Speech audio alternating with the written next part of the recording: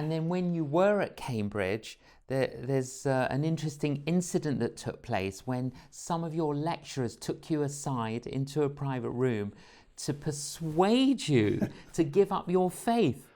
We had dinners, and some of them were very nice at college, and I found myself seated next to this Nobel Prize winner. And being the kind of person that's interested in learning from other people, I started to discuss with him what it meant to him, his research and his success. And then I dropped in the following question. I said, did any of your researches ever lead you to think that there might be an intelligence behind the universe? Well, he bristled.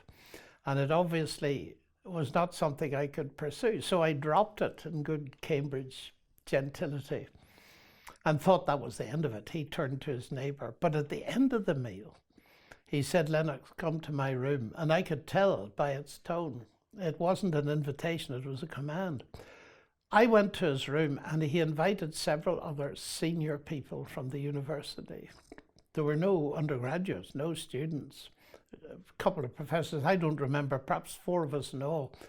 And he sat me down, and as far as I can remember, it's a long time ago now, he said, Lennox, do you want a career in science? And I said, yes, sir. Well, he said, then you'll need to give up this naive faith in God.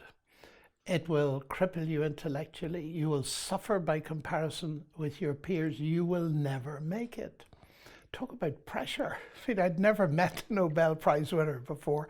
And here he was browbeating me, force majeure, trying to get me to renege on my faith in Christ. How did you respond? Well, I responded by uttering a silent prayer. And then I said to him, sir, tell me, what have you got to offer me that's better than what I already have?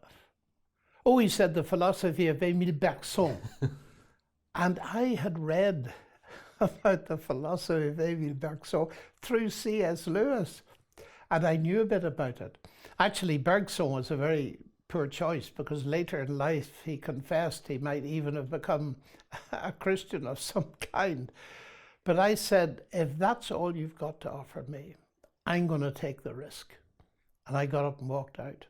Now, it was a terrifying incident, but it put steel into my heart. Yes. And I remember resolving that if ever I was in his position or near to it, then I would not attempt to browbeat people into Christianity. Yes. And I reflected on it many times since. If he had been a Christian and I'd been an atheist and he'd done the same kind of thing to force me into Christianity, he'd probably lost his job Absolutely. The next day, you see.